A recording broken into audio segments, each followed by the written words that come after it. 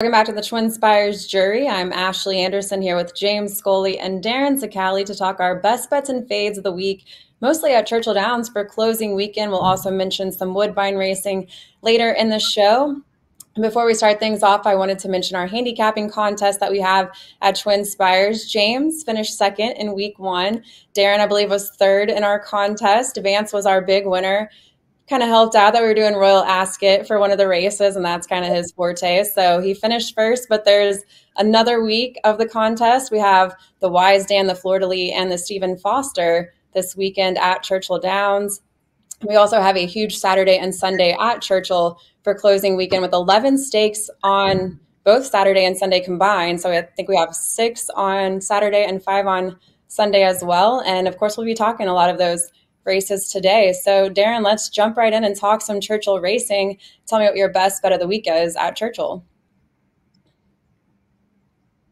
Yeah, I'm going to head on over to the last race of the day. It's actually the Tepin Stakes. I'm a big turf guy, so when you have a couple of stakes races on the grass, I'm certainly going to be drawn to it. Number 5 in here, Poolside with Slim. Love the name of the horse to start with, but I think that this is a horse that is really interesting. Getting better. The race, I think, is going to set up better for him this time around. Better for her, I should say, this time around. Based on the fact that I think the horse is going to be more forward. He's going to work out a better trip. And I think the price is certainly going to be right at 5-1. A horse like Mofox Given, who's coming out of some similar races, is going to be, I think, a little bit more pace compromised, whereas Poolside with Slim is going to be able to work out a trip either potentially on the lead or maybe just off the lead.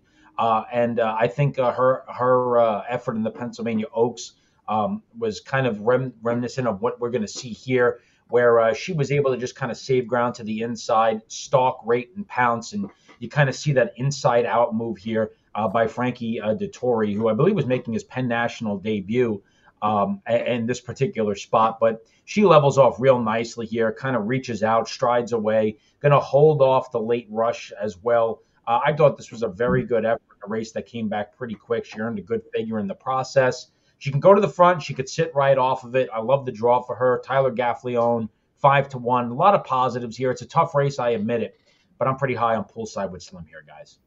Hey, do you make anything, Darin, of the Frankie Dettori having ridden Poolside with Slim last time and Just Better last time? I know Just Better ran second, but she had run second to She Feels Pretty, who is really, really good. So, or do you just think it's Rusty Arnold once you get the top jockey at Churchill and Tyler Gaffleone? Yeah, I think the combination of things. I mean, you know, he rode Just Better the last couple of starts. Had a win at Keeneland with her for Asmussen. I think Rusty Arnold probably just maybe if Dettori wanted a rider, I doubt Rusty Arnold would have said no.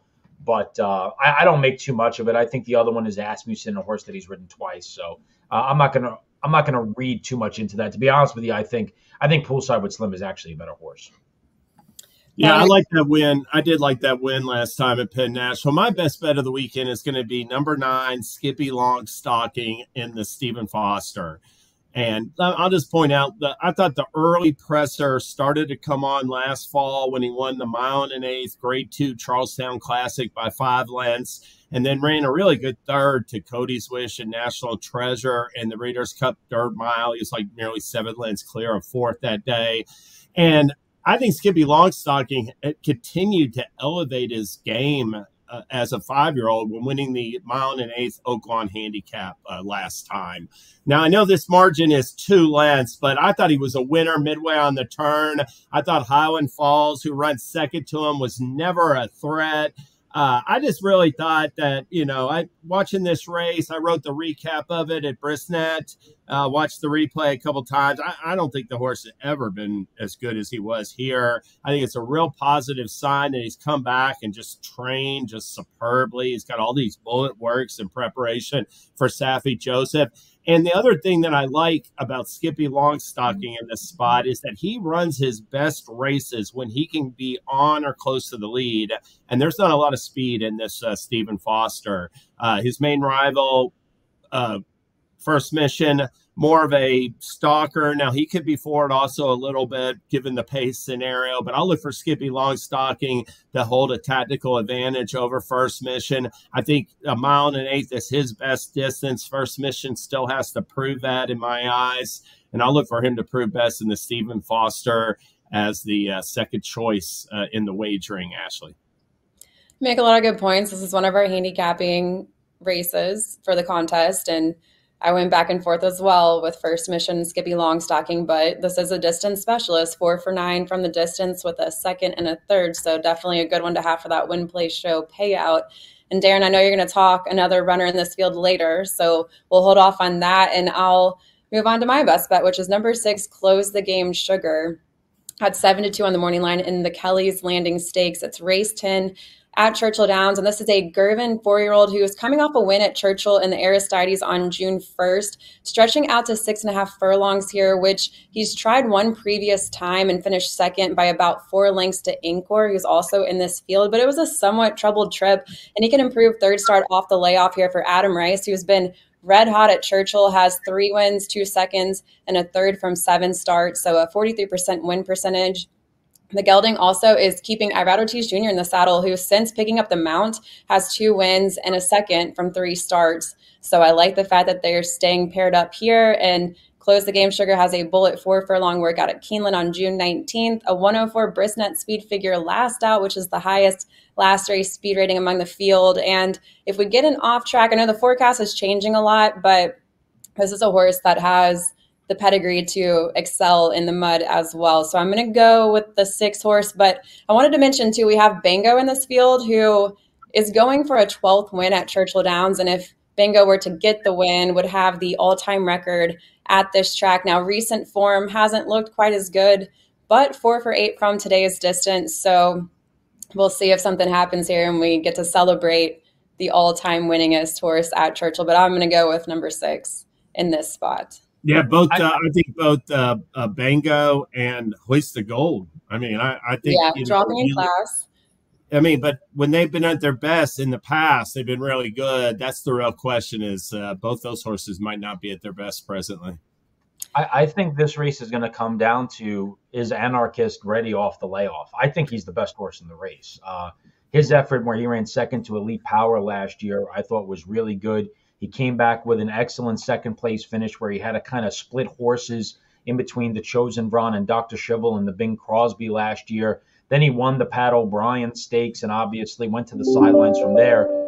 Really interesting that this horse is shipped to Churchill for this spot with the Breeders' Cup being out in California again. So I do find that to be pretty interesting, but curious to see how he is off the layoff, because I think he's a very accomplished and a very talented horse that if he is fully cranked and ready to go, I think I can make an argument that he's the one that they have to beat. Yeah, I looked at him. I mean, coming off the 10-month layoff, a little concerned. He's finished second 3 times from 3 starts at today's distance, but I don't blame you for saying he could come out here and surprise us. I thought Tejano Twist too was, enticing. I almost went that route, but ultimately I'm going to go with the hot horse that got the big win last out at Churchill. It's a tough field here. All right, well, let's move on to the horses we're fading at a short price. So, James, who do you have? I'm going to fade number 10, Lemon Muffin, the 3-1 morning line favorite in race 5 at Churchill Downs on Saturday. Since displaying some positional speed in back-to-back starts earlier this year, finishing a close second in a maiden special weight and upsetting the Grade 3 Honeybee at 28-1 odds, Lemon Muffin has point blank lost any tactical ability that she had showed in those 2 starts.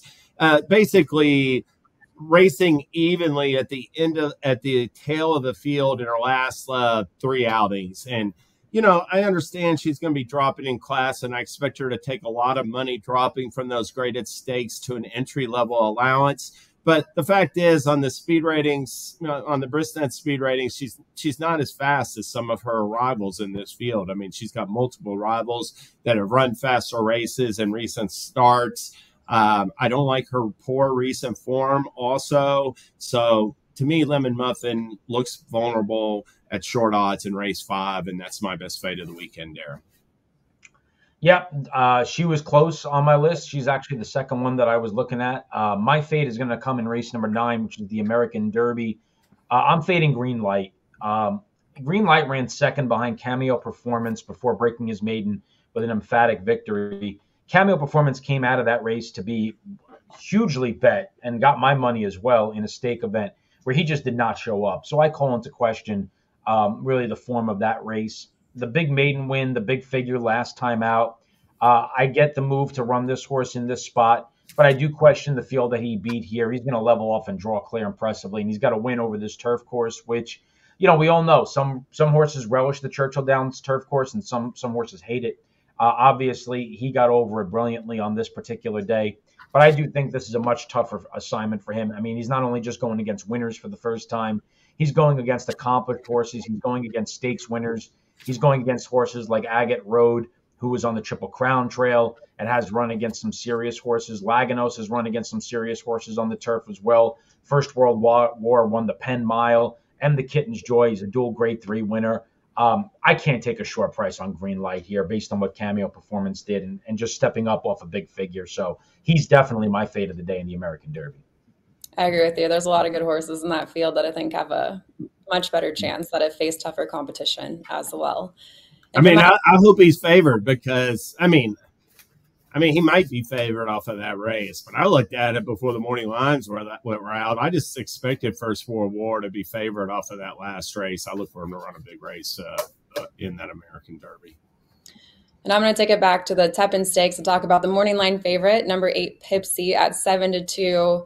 And I'm going to be fading this horse who has not run a route race yet. This is a 1-mile turf route, and Pipsy has won 3 of 4 lifetime, but racing at mostly 6 furlongs on the turf, between 5 and 6 furlongs, now stretching out to a mile for the first time, coming off a nearly 2-month layoff for Will Walden, who's 1 for 7 this meet. And we last saw Pipsy winning the 6 furlong soaring softly at Belmont at the Big A, recorded an 87 brisnet speed figure.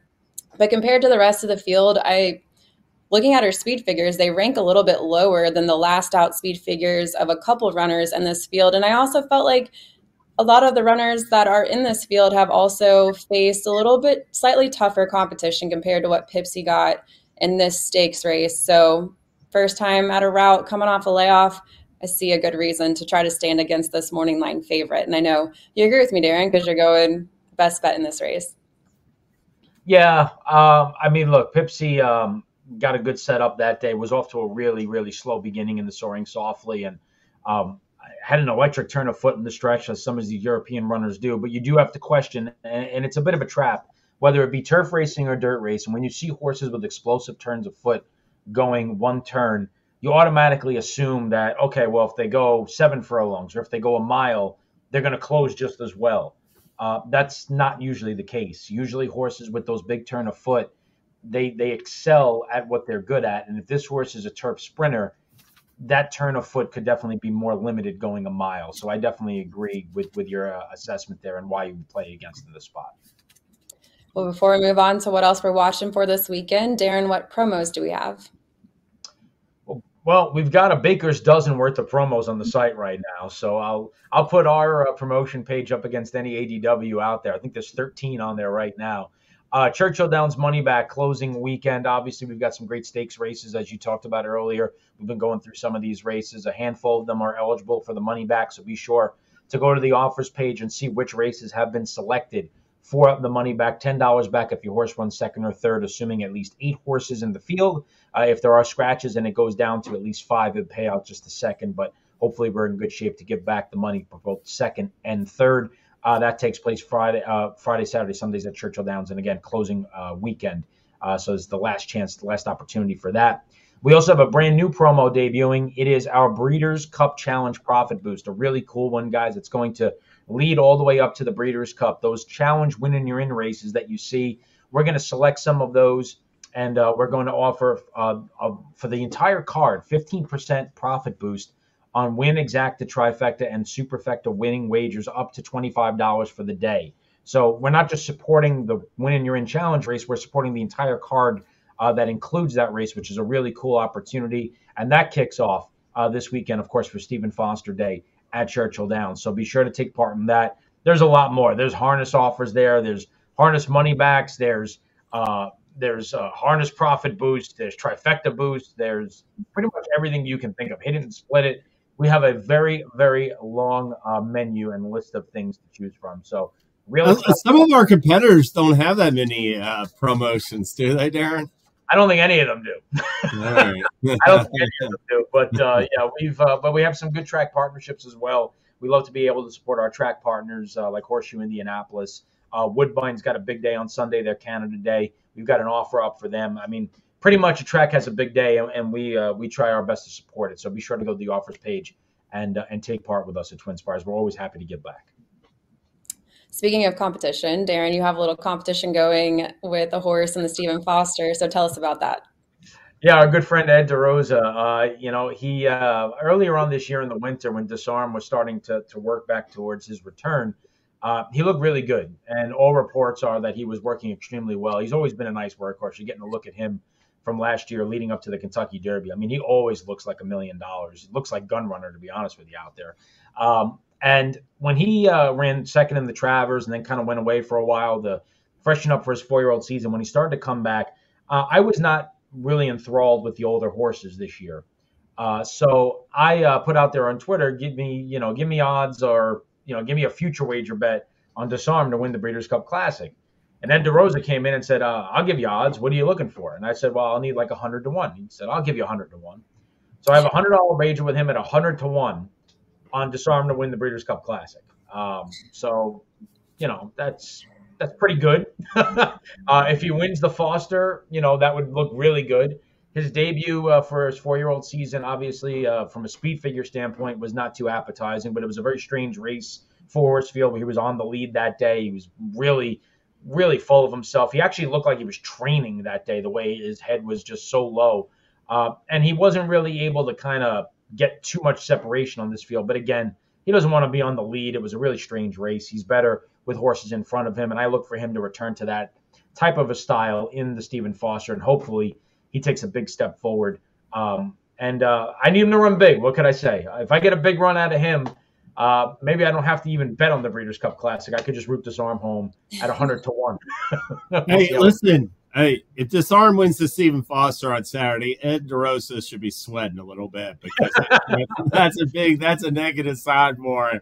You said the older horse division didn't look like very strong, lack depth back in January, and it's the same situation heading into July in my mind. So Disarm is he's still got to come on and run some big races, obviously, but to me he's just getting started, and he might have that potential. Definitely not looking like the strongest group of older horses lining up for this year's Breeders' Cup Classic. My what else this weekend? I view Saturday's Grade 2 Fleur-de-Lis as a very important race for number 4 Scylla. And the reason why is because I think if she keeps progressing in this spot like I expect her to, I expect her to win and I expect her to run a fast race.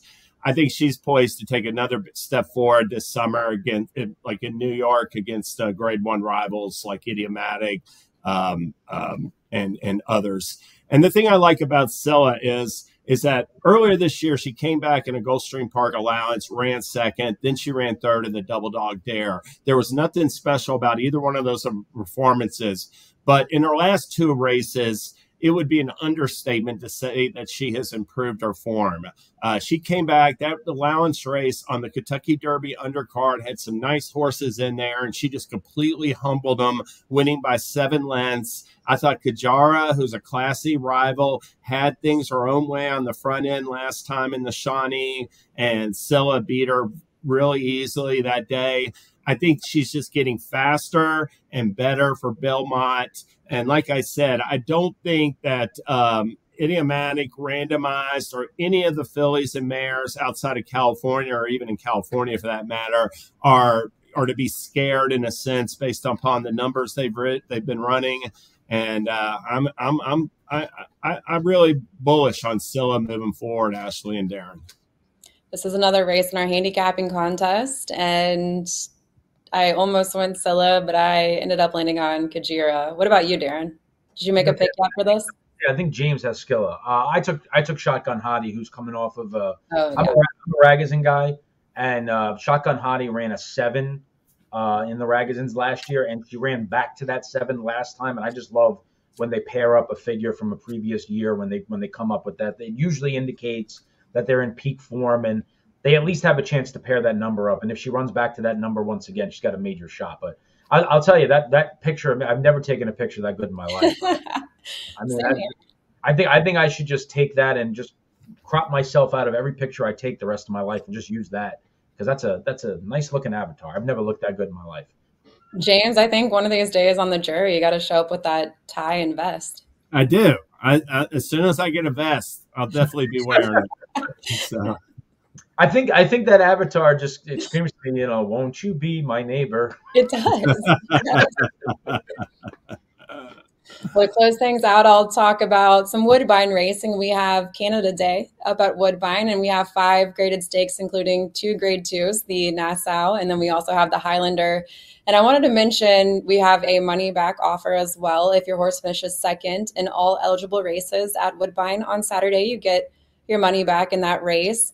And there are 2 runners that caught my eye, both Mark Casse runners. Fev Rover is in the Nassau, and this is the reigning Canadian Horse of the Year. Won this race last year, but actually 1 for 7 for the distance, but does very well at Woodbine, 3 for 6, and I think will probably have a pretty good shot in this race. The other grade 2, the Highlander, also has a Mark Casse runner in Filo di Ariana, who had a huge second place finish on Kentucky Derby Day in the grade 2 turf sprint, finishing second to Cogburn. But this race, I think, is a little bit more competitive in the Highlander. You've got Oceanic, who won this very competitive allowance at Keeneland. Ray Gutierrez was aboard. He's going up to Woodbine to ride this horse as well. And then you've got Witty, a deep closer in the field. So I'm very curious to see a Filo di Ariana, who's now 2-1 in the Highlander, but had been a long shot in the last 2 races that he was a part of. So we'll see if he gets the win here. But I'm very intrigued by the deep closers in that field. So I know we got a lot going on at Churchill, but if you feel like putting on some racing up north as well, there's a lot going on up at Woodbine this weekend too. Y'all going to be watching any Canada? Oh, yeah. I mean, you're right about it. I mean, running second to Cogburn, no disgrace in that. I mean, he's arguably the best turf sprinter in the world right now. Yeah. Yeah, I love the turf course up at Woodbine. When they have big days, it definitely attracts my attention. Sunday will be no different. All right, well, that's all the time we have for the TwinSpires jury. Of course, head to TwinSpires.com or the app for all those promos that we mentioned, the Baker's Dozen that we have available. And of course, our social channels will tell you all about that handicapping contest for week 2 as well. We'll see you next time.